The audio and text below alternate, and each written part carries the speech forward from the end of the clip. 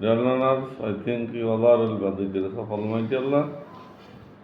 Today I am going to teach you past indefinite tense. প্রথমে আমরা past indefinite tense এর সংজ্ঞাটা জেনে নিই। কোনো কাজ পূর্বে হয়েছিল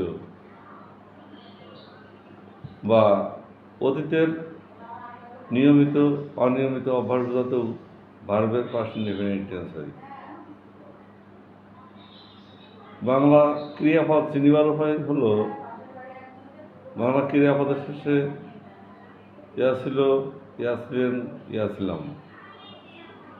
আর অতীতের অভ্যাস বোঝাতে তাম, তেন, তে, ইতো ইত্যাদি। আমি আবারও বলছি, বাংলা ক্রিয়াপদের শেষে ছিলাম, ছিলেন, ছিল। আর অতীতের অভ্যাস বোঝাতে ইতাম, ইতেন, ইতো। তাহলে টেন্সের গঠন প্রণালী কীভাবে হবে? Dear learners, it is very easy to form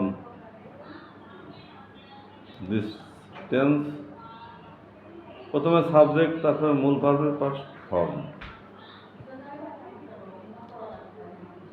প্রথমে সাবজেক্ট, মূল ভার্বের পাস্ট ফর্ম, অর্থাৎ V2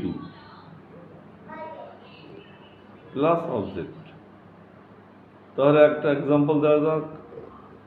আমি ভাত খেয়েছিলাম, I ate rice.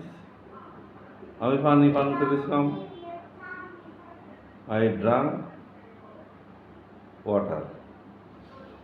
Say football খেলেছিল, হি প্লেড ফুটবল। তাহলে এখানে লক্ষণীয় বিষয় হলো সাবজেক্টের পরে V2 অর্থাৎ ভার্বের পাস্ট ফর্ম।